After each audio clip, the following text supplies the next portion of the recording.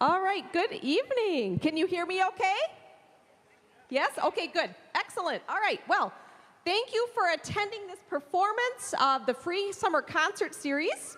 Check out the city website for other dates of this free series. There are more concerts and performances to come. This concert series is made possible by the St. Louis Park Rotary Club. St. Louis Park, in fact, has two excellent Rotary clubs. Rotary is a non-sectarian, non-political service organization. It is co-ed and has 1.4 million members all around the globe. Rotary's motto is service above self. We are always open to service-minded community members joining us. Learn more by checking out our website, rotaryslp.org, and slpsunriserotary.org. The banners over there also have the information on them. You can also attend as a guest at one of our meetings as well, too. One club meets most Mondays at noon and the other at 8:15 on Friday mornings, both at the Westwood Hills Nature Center, which is a beautiful place. I also want to mention that tonight is a very special night because it takes place during Literacy Week. In honor of Literacy Week, our St. Louis Park Rotary Club has partnered with Children's First to hand out free books for children. So come on up and grab a book. If you have children, you have grandchildren, you have children with you tonight, you can pick out a book. We also have some very cool tote bags, too. Thank you to Children First for creating this special week and for donating the books. Also wanted to mention, too, is that for this whole week of Summer Reading Festival, we have a card that has all of the events listed for the week. We also have those at the table. And on the back side, there's a bingo card.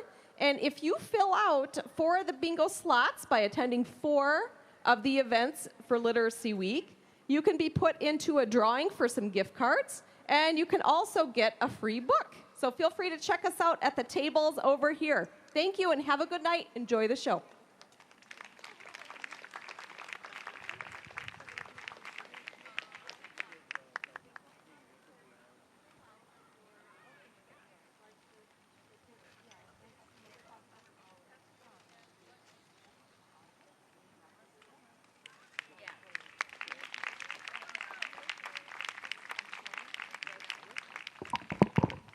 Hello, good evening. We are the Overdressed. My name is Elizabeth. And I'm Carol. Welcome to Storyteller. First of all, we would like to thank the City of St. Louis Park for sponsoring tonight's concert.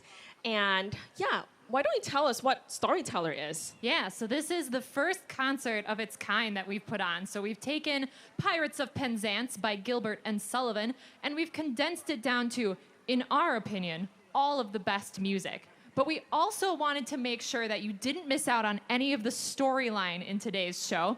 So we have added a narrator character who will be telling the story in between the musical numbers. So you get a whole opera just condensed. So that's our Storyteller. Yeah. So it is our version, our very own abridged version. And if you want to learn more about our guest artists for this evening, go on to our website and read up about it. Carol, tell them about the program notes. Yeah, so we have your basic program notes. You can visit our website, www.overdressedduo.com, or as you kind of look in the grass around, or as my mother is holding up, there is these kind of pages that have a QR code. If you scan it with your phone, it'll go straight there. Take you right to the program notes, so you can see who all of our fabulous guest artists who are joining us today, and just more about what we at Overdressed do. Well, enjoy the show.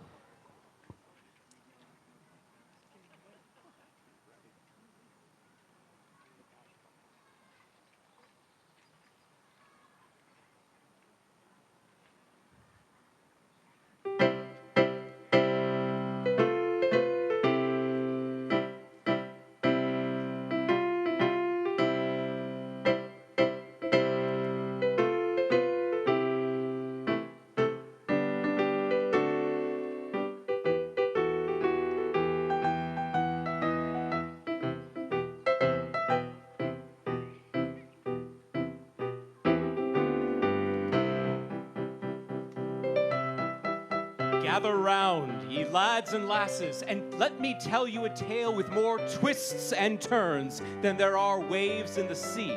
Our story follows dear Frederick, a boy who accidentally became a pirate, as he attempts to return to the side of good, find love, and escape my clutches.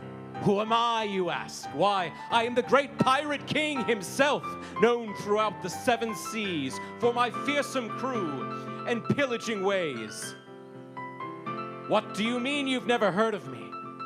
Well, I suppose we are quite far from the sea. I'll let it slide this time, but take care and remember the name of the Pirate King, else I will have less patience next time. Now, where were we? Ah, yes. Our story begins as on our dear Frederick's 21st birthday. He joined my crew as a little boy to apprentice as a pirate and brought along his nanny, Ruth. Now, pirates don't often take apprentices that young, but he was cute. What can I say? Anyway, as an apprentice, Frederick had to work for me until he turned 21. Then he was free to choose his own path in life. So here we are, the whole band of pirates throwing Frederick here just the most grand, fantastic birthday party the world has ever seen to grace the 7 seas.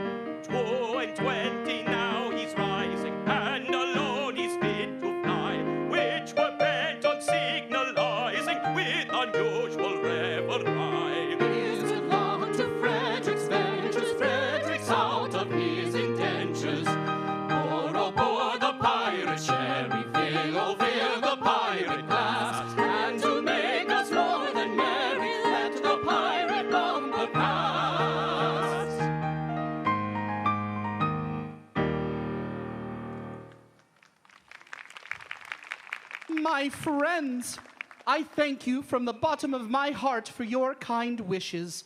I wish I could repay you as you deserve. What do you mean? Today, my apprenticeship ends, and I have decided to leave. What? Yes, I have done my best for you because it was my duty as an apprentice, and I must uphold my duty. Even though I was brought here by mistake, an error on our part, I admit, I had to uphold my honor and faithfully serve my boss. An error? What error? Well, it's not my story to tell, really. Oh, it's all right, Frederick. This has been gnawing at me for years. It's time to tell the tale.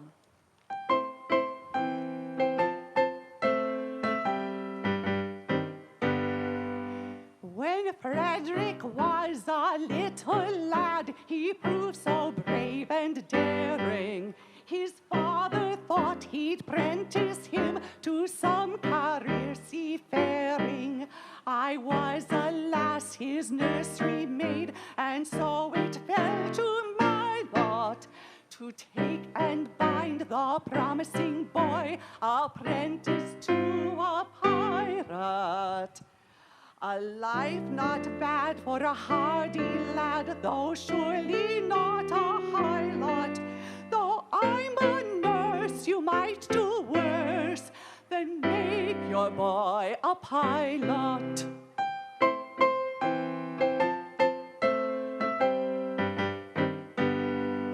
I was a stupid nursery maid, on breakers always steering, and I did not hear the word aright through being hard of hearing.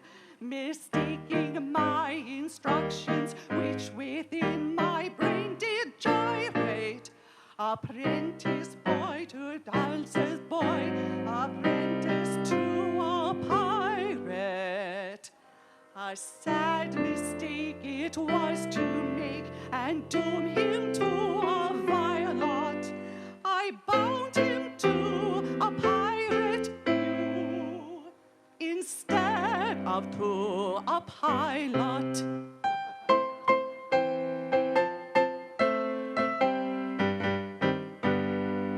I soon found out beyond all doubt the scope of this disaster, but I hadn't the face to return to my place and break it to my master. A nursery maid is not afraid of what you people call work. So I made up my mind to go as a kind of piratical maid of all work. And that is how you find me now, a member of your shy lot, which you wouldn't have found had he been bound apprentice to a pilot.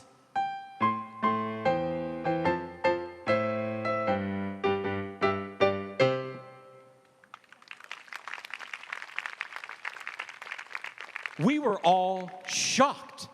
Such a strange tale of how a boy became a pirate. And now to go on and betray us? I raised this boy, and now Frederick wants to eradicate pirates? But one must always follow their conscience. I sighed and began resigning myself to losing Frederick to the side of good. One of the other pirates tried to entice Frederick to stay with promises of gold and riches, but we don't really have any. See, we aren't very good pirates. Don't let anyone know I said that, or I will make you all walk the plank. And Frederick knew why. He wasn't going to say anything, but we reminded him that technically he was still a pirate until noon, and it was only 11:30. So his duty was still to be the best pirate he could be. Frederick considered this and decided we were right, so he shared his thoughts on how us pirates could be better. Well, it is my duty as a pirate to tell you that you are far too nice. For instance, you make a point of never attacking a weaker party than yourselves. And when someone is stronger, we invariably get thrashed. Okay, we can work on that. And you make a point never to hurt an orphan. Why would we? We're all orphans ourselves. Yes, but rumors have spread, and now what? The last 3 ships we took proved to be manned entirely by orphans, and so we had to let them go.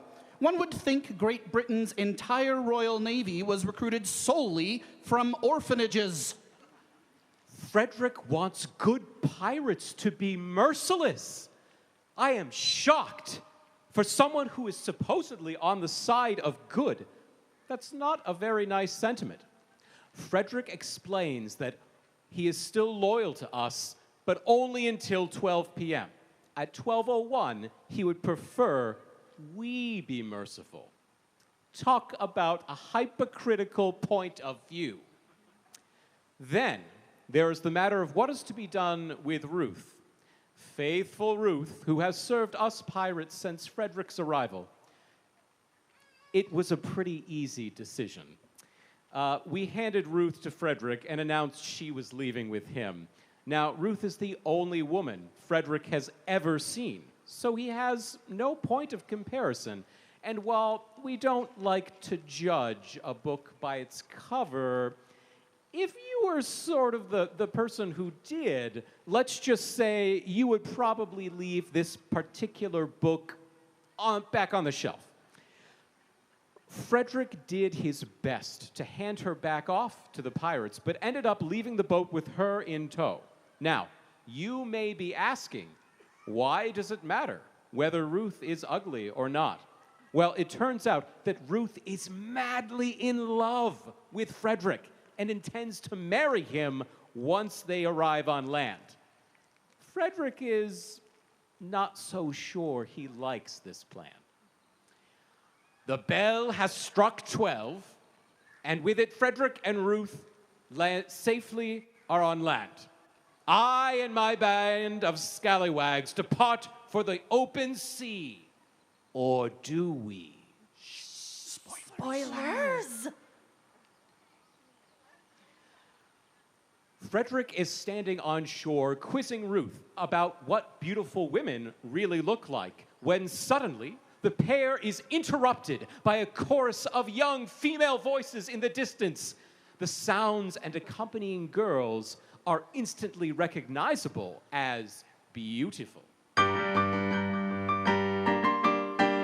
Oh, false one, you have deceived me. I have deceived you. Yes, deceived me.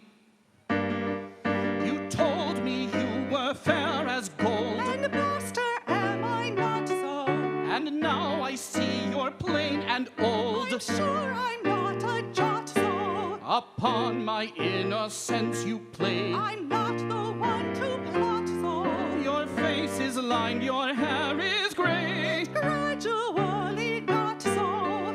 Faithless woman, to deceive me, I who trusted so. Master, master, do not leave me. Hear me ere you go. Faithless woman, Master, master, faithless woman, master, master, faithless woman, to deceive me, I who trusted so. Faithless woman, to deceive me, I who trusted so.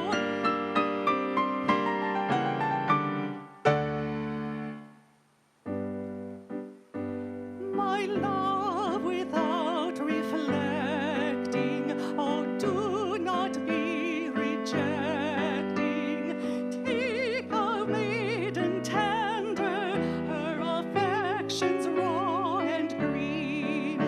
At very highest rating has been accumulating summer 17, summer 17. Does your former master save you from disaster? What would be uncomfortably fervent, it is clear. My love on a If, as you are has stating, been it's been accumulating 47 47 years. 47 years. Faithless woman, to deceive me, I who trusted so. Faithless woman, to deceive me, I who trusted so.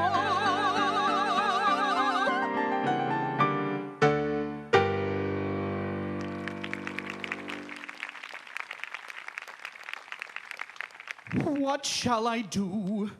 Before these gentle maidens I dare not show in this alarming costume. No, no, I must remain in close concealment until I can appear in decent clothing. Heartbroken, Ruth departs, leaving Frederick free to follow the girls. He spies them through the trees in a clearing and wants to go meet them, but remembers he is still in his pirate clothes. Not wanting to startle them, he settles into the bush to watch. Don't judge him too harshly. He has yet to learn the social graces of land life and doesn't realize yet that hiding in the brush to spy on a group of ladies is generally frowned upon behavior. The girls turn out to be a troop of sisters out for a picnic. They splash and play in a pool of of water in the forest clearing. How picturesque! They think they are alone. They even dare to remove their shoes and socks, showing scandalous amounts of ankle. Unable to resist such beauty any longer, Frederick bursts from his hiding place. Stop, ladies, pray. A man! I had intended not to intrude myself upon your notice in this effective but alarming costume. But under these particular circumstances, it is my bounden duty to inform you that your proceedings will not be unwitnessed. But who are you? Sir, speak. I am a pirate. Pirate horror! Ladies, do not shun me.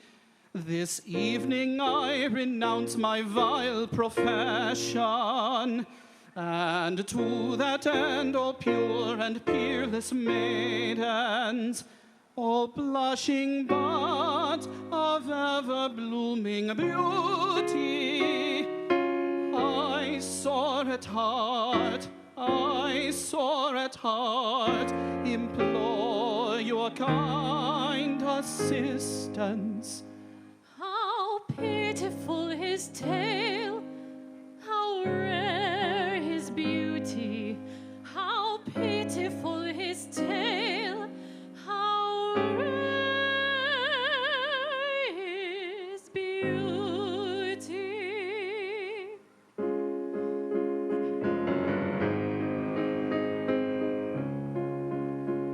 Oh, is there not one maiden breast which does not feel the moral beauty of making worldly interest subordinate to sense of duty?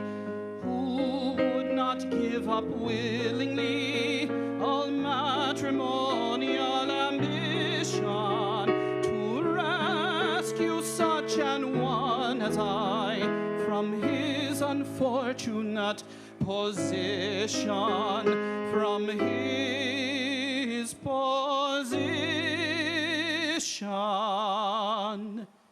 to rescue such an one as I from his unfortunate position.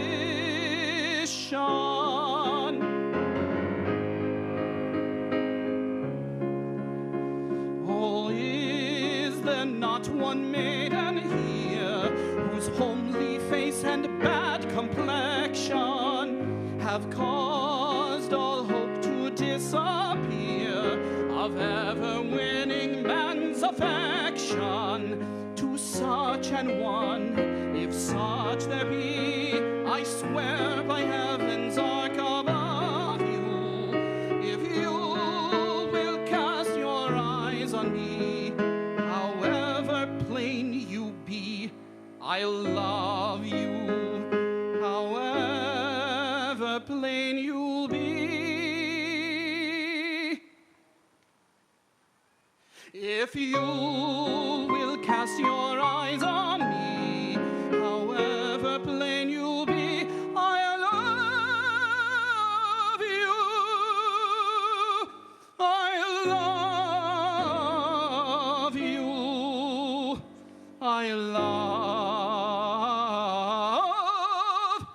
I love you.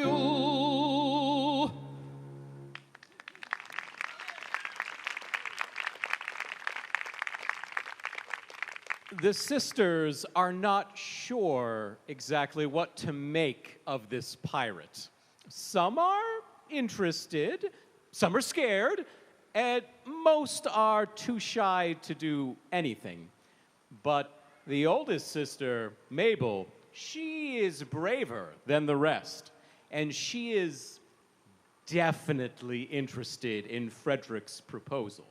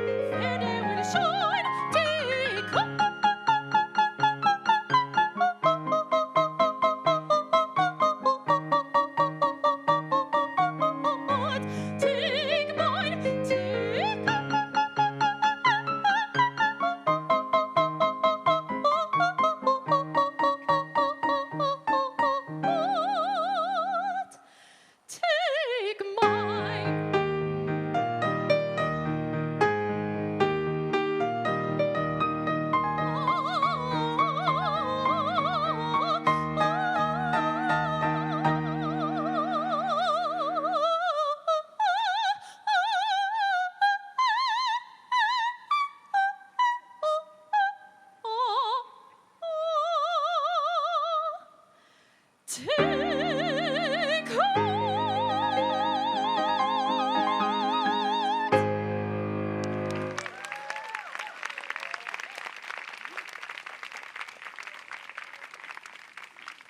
Mabel grabs Frederick and drags him off to the woods for some alone time. The sisters are left in utter shock. What should they do about their sister? Report her appalling behavior to their father? Ignore it and just what just happened? After some discussion, they pretend they didn't see anything and just talk about the weather instead. Sibling code of honor and all.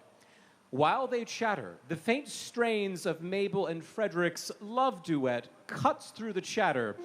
This is an operetta, after all. Suddenly, Frederick bursts back onto the scene. He has spotted me and my pirate crew. Aha! We did not return to the sea after all. No, we have decided to recapture our dear friend Frederick before he can report us to the police. Now, what do you think happens when a motley crew of pirate men come across a gaggle of lovely sisters? Well, they realize that this is a great opportunity to get married. Pirates dream of domestic bliss too, you know. Unfortunately, the sisters aren't as thrilled at this prospect of forced marriage as they are, and are quite grumpy about the whole situation. Mabel, sensing that her sisters are less excited to marry a pirate than she is, throws a wrench in their genius plan. She reveals that their father is a major general. And in fact, here he is now. monsters, ere your pirate consummate proceed against our will to wed us all. Just bear in mind that we are wards in chancery, and father is a major general. Yes, yes, I am a major general.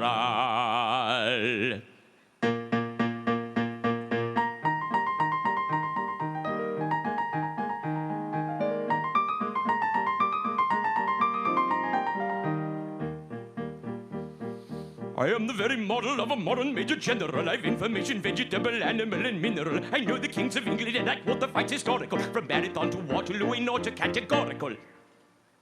I'm very well acquainted to in matters mathematical. I understand equations, both the simple and quadratical. About binomial theorem, I'm teeming with a lot of news. Oh, lot of news. Lot of...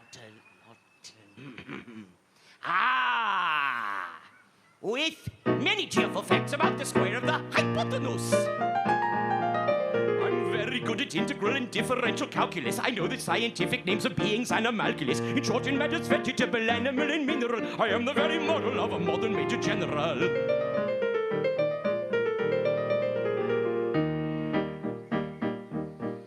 I know a mythic history, King Arthur's and Sacaradox. I answer hard acrostics, I've a pretty taste for paradox. I quote in elegiacs all the crimes of Heliogabalus. In conics I can floor peculiarities, parabolis. I can tell undoubted Raphaels from Gerardo's and Zophanies. I know the croaking chorus from the frogs of Aristophanes. Then I can hum a fugue of which I've heard the music's dinner for. Dinner for? Dinner.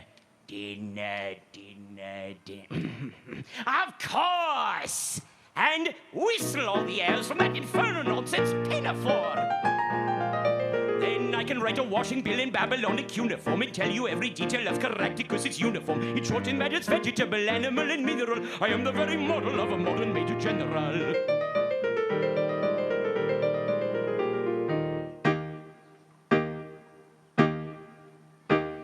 In fact, when I know what is meant by mamelon and ravelin, when I can tell at sight a Mauser rifle from a javelin, when such affairs as sorties and surprises I'm more wary at, and when I know precisely what is meant by commissariat,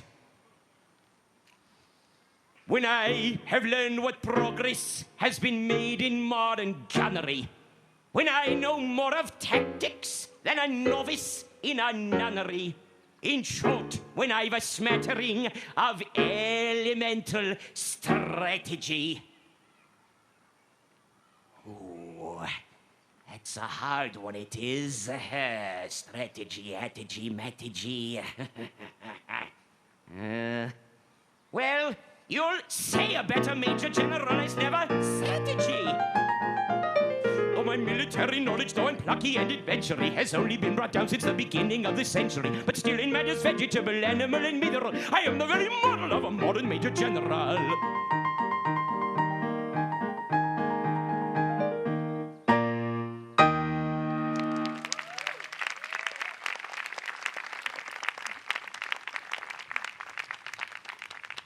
After introducing himself, the Major General politely demands to know what is going on. Permit me. I'll explain in 2 words. We propose to marry your daughters. Against my sister's will, Papa. Oh, but you mustn't do that. May I ask? This is a picturesque uniform, but I am not familiar with it. Who are you? We are all single gentlemen. Yes, I gathered that. Anything else? No, nothing else. No. Papa, don't believe them. They're pirates. The famous pirates of Penzance. Well, all except this gentleman, who was a pirate once, but who is turning to the side of good as of today. The Pirates of Penzance. I have often heard of you. But wait. I object to pirates as sons-in-law. And we object to Major Generals as fathers-in-law. But we waive the point. We overlook it. Ha, an idea. And do you mean to say that you would deliberately rob me of these, the sole remaining comforts of my old age, and would have me go through the rest of my life unfriended, unprotected, and alone? Well, yeah, we would. Tell me, have you ever known what it is to be an orphan? The Major General goes on to explain that he is an orphan. His girls are all he has in the world. He pleads with the pirates, saying that they must understand what it is like to lose everything.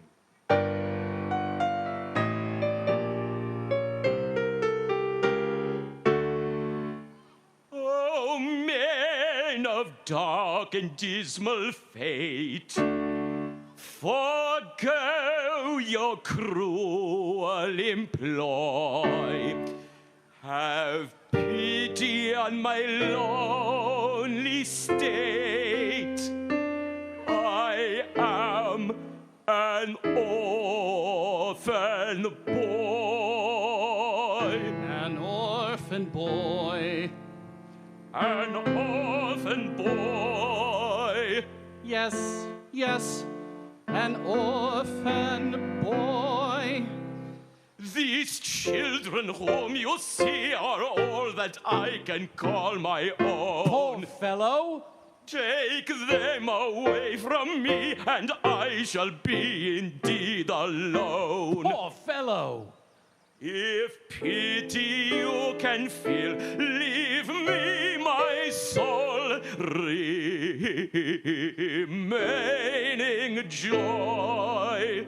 See, at your feet they kneel, your heart you cannot steal, against the sad, sad tale of the lonely orphan boy. Poor fellow! I'm telling a terrible terrible story, but it doesn't diminish my glory, for they would have taken my daughters over the billowy waters if I hadn't in elegant diction indulged in an innocent fiction. But it's not in the same category as telling a regular terrible story. He's telling a terrible story which will tend to diminish his glory, though they would have taken his daughters over the billowy waters. It is easy and elegant diction to call it an innocent fiction, but it comes in the same category as telling a regular terrible story.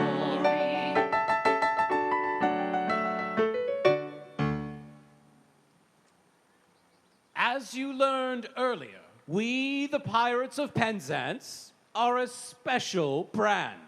We have an excellent reputation for not pillaging, stealing, or otherwise harming orphans, as we are all orphans ourselves. I concede at this point we shall leave the Major General and his daughters in peace. Hurrah for the orphan boy, and it sometimes is a useful thing to be an orphan boy. It is hurrah for the orphan boy, hurrah for the orphan boy. Oh, happy day with joyous glee, we will away and married be. Happy day with joyous glee, they will away and married be. Should befall auspiciously, her sisters all the bridesmaids be. Should befall auspiciously, her sisters all will bridesmaids be. Oh, happy day with joyous glee, we will away and married be. Should befall auspiciously, her sisters all the bridesmaids be. Should befall auspiciously, her sisters all will bridesmaids be.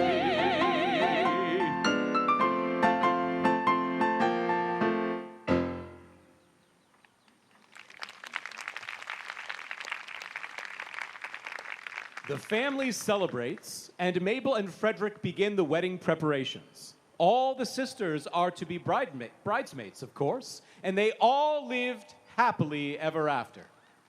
Haha, just kidding. This is only Act 1. There is a character we haven't heard from in a while. Ruth, heartbroken, watches from the shadows. She hasn't given up on winning Frederick's heart. Not yet. She begins to plot, and Frederick still must keep his vow to capture the pirates now that he is free. There is still so much story left. I can't wait! So this is the end of Act 1. We'll take a quick 5 minutes break. And in the meantime, Come check out our stickers of all of our characters up front. We also have some donation jars, or you can find a Venmo QR code. All of these concerts are free, so you can donate to support bringing more of them back. We will be back in 5 minutes. see you soon.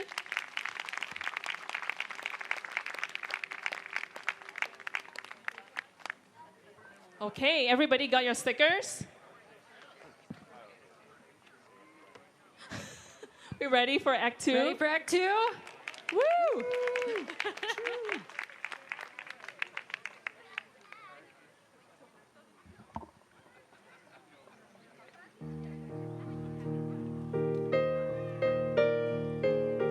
The curtain opens on a ruined chapel, dappled with moonlight.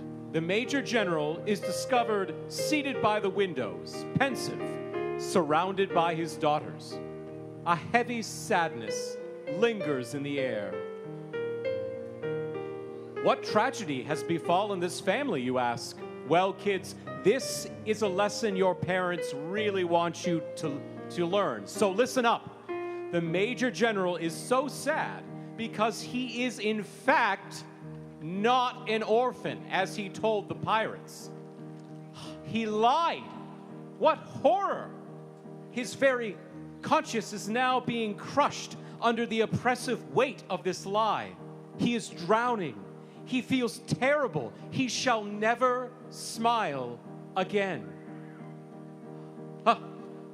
Well, as you know, it was a lie given in order to protect his dear daughters from marrying a band of pirates. So in this case, and only in this case, we shall view this lie as forgivable. Frederick and Mabel tell the Major General this, and he is cheered slightly. Besides, there is a job to do. Now that Frederick is no longer a pirate, he is determined to do the right thing and put an end to piracy.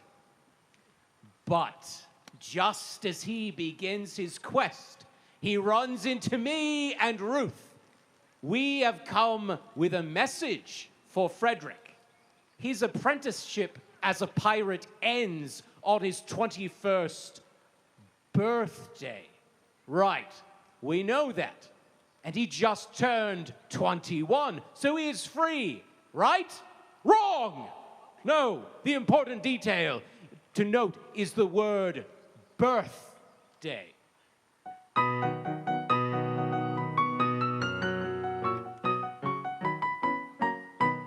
When you had left our pirate fold, we tried to raise our spirits faint, according to the custom old, with quip and quibble quaint. But all in vain the quips we heard. We lay and sobbed upon the rocks, until to somebody occurred a startling paradox. A paradox. Paradox, a most convenient paradox. We quips and quibbles heard in flocks, but none to beat this paradox. A paradox, a most ingenious paradox. Ha, ha, ha, ha, ha, ha, ha. This Paradox.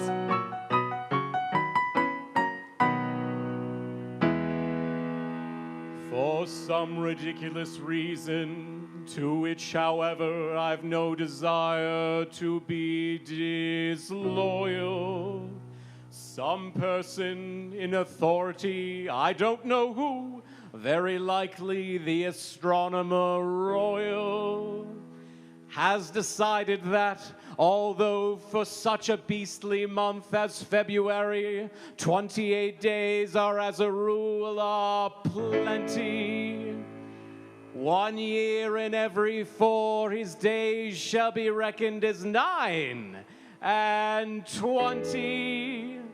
Through some singular coincidence, I shouldn't be surprised if it were owing to the agency of an ill-natured fairy. You are the victim of this clumsy arrangement, having been born in leap year on the 29th of February. And so, by a simple arithmetical process, you'll easily discover that though you've lived 21 years yet, if we go by birthdays, you're only 5 and a little bit over. Dear me, let's see. Yes, yes, with yours my fingers do agree. How quaint the ways of paradox, at common sense she gaily mocks. Though counting in the usual way, here's 21 I've been alive. Yet reckoning by my natal day, I am a little boy of 5. He's a little boy of 5. A paradox, a most ingenious paradox. This paradox, curious paradox, a most ingenious paradox.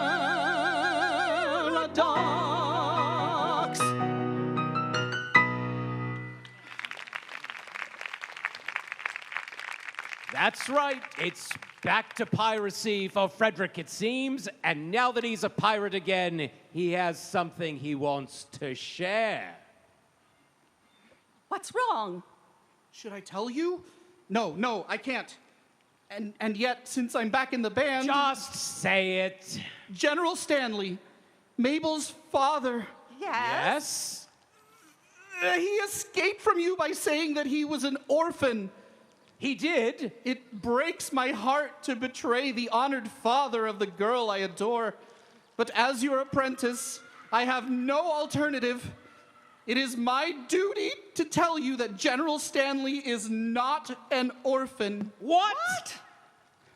Am I to understand that to save his contemptible life, he dared lie to us?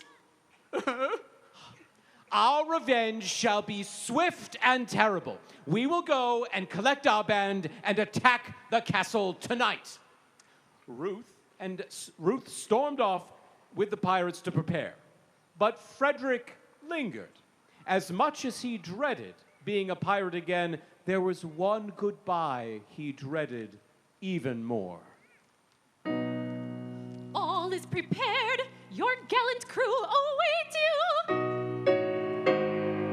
My Frederick in tears. It cannot be that Lionheart quails at the coming conflict.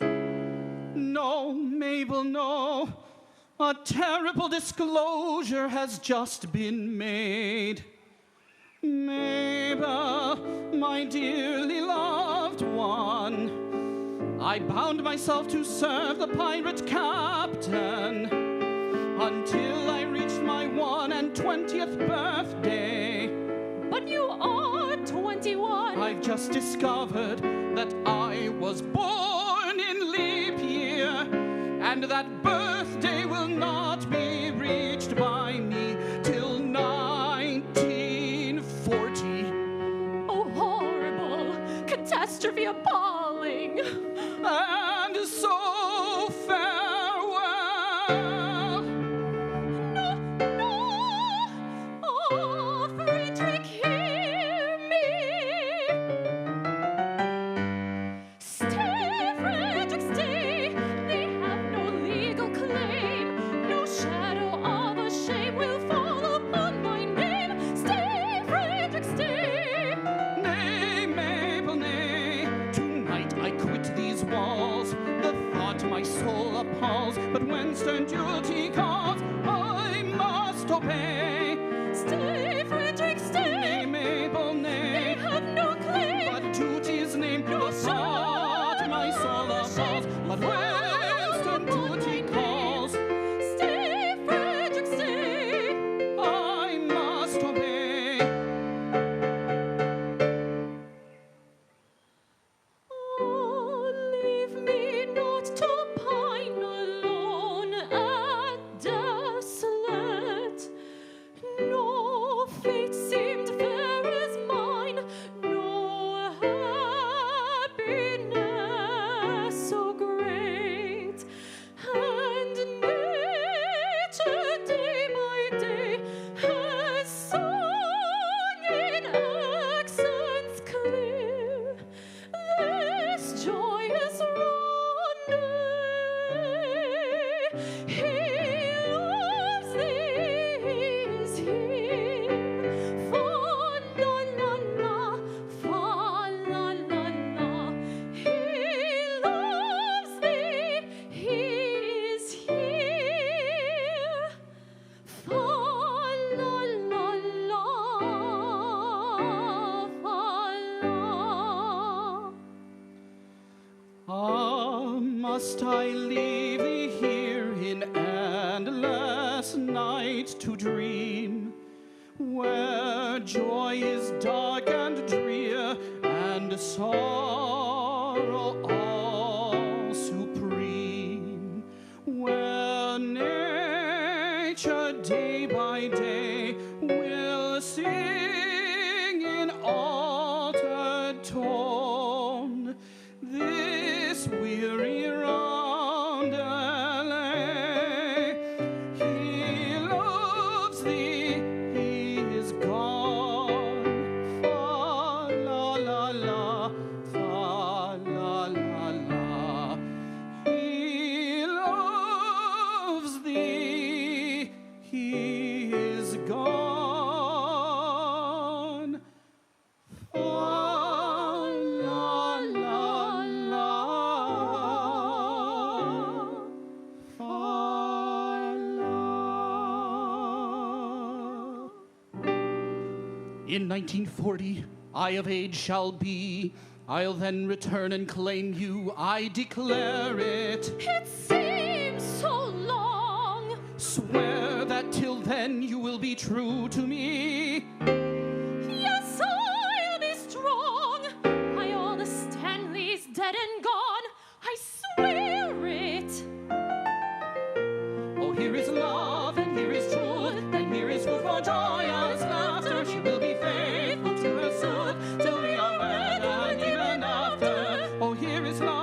here is truth. Oh, here is love and here is truth. She will be faithful to her He will be suit faithful to his till we are suit. wed and even after. And even after.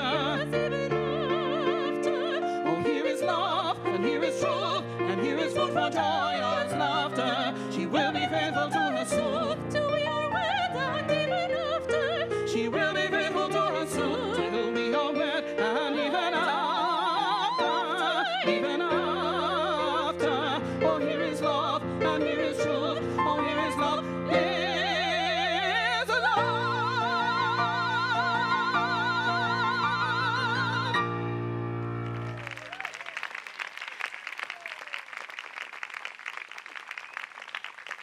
Frederick dashes off, leaving Mabel heartbroken. But she has a job to do.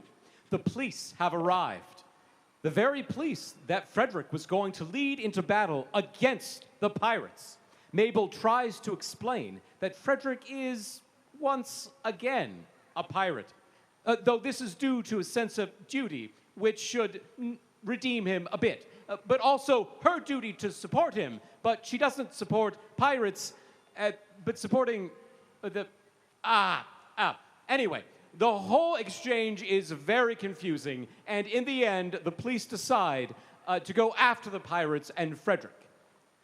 My crew, on the other hand, has decided to break from the sea and piracy and try a bit of land and burglary.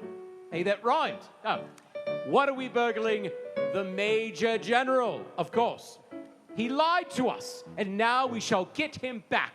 We have been so focused on our land sneaking that we didn't notice that we were being followed by the police. So we have Frederick with the pirates sneaking up on the Major General, being snuck up on by the police. Yes, and now that sets the stage for our final scene.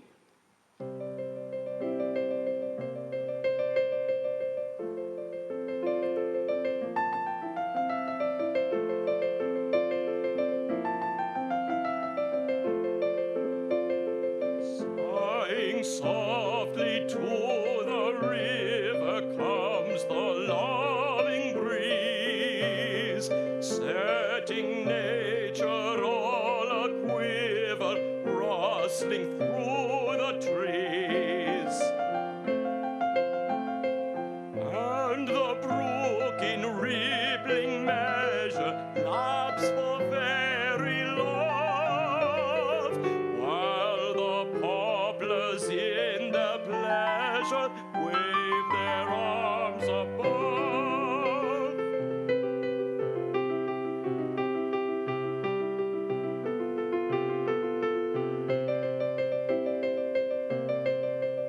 River, river, little river, may thy loving prosper ever.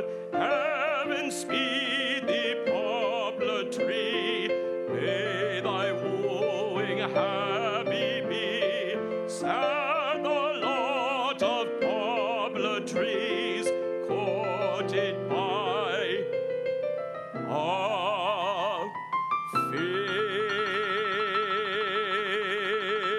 fickle breeze.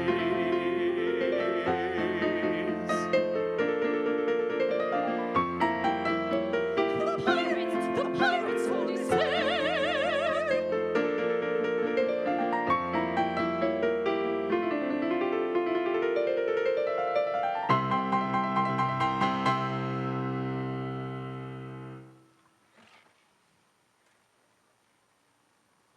You lied, Major General, and we don't like that. Revenge is sweet. So gather your courage and prepare to die. Remember those policemen who followed us? Well, right as I raised my sword, they came swarming out of the woodwork. Policemen everywhere. My crew draws their swords, and it's a full battle. Sword slashing, people yelling. When the scuffle subsides, I look around and see my crew has these policemen pinned. We won! We did it! We are victorious! But a pesky sergeant speaks up. He says they can still defeat us. Wave him off. He can't use that orphan thing anymore. Fool me once, shame on me, but fool me twice, you know the rest. What this sergeant said next was shocking. He asked us to yield in the name of Queen Victoria. Queen Victoria! Well, he had us there. We are some queen-loving pirates. So we yielded. I'll let Ruth explain why. Let me tell you who they are. They are no members of the common throng.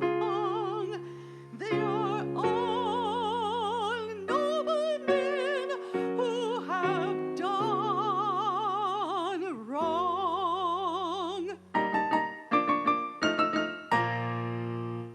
No Englishman unmoved that statement hears, because with all our faults we love our house of peers.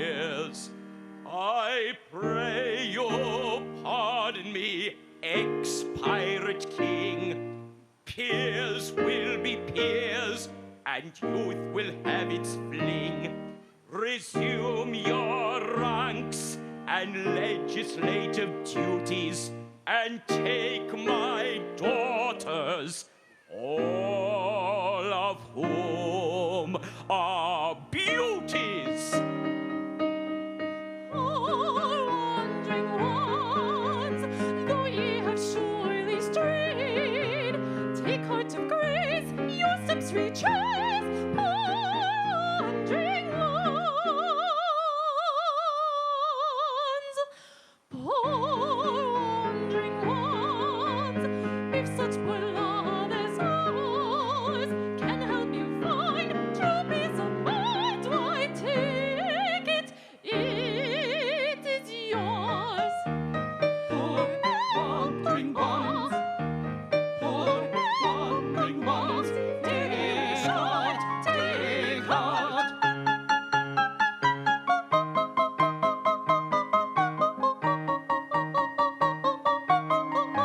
Take mine, take Take heart, take ours. heart, take mine. Take heart, fair days will shine. Take heart, fair days will shine. Take heart, take heart, take heart, take heart.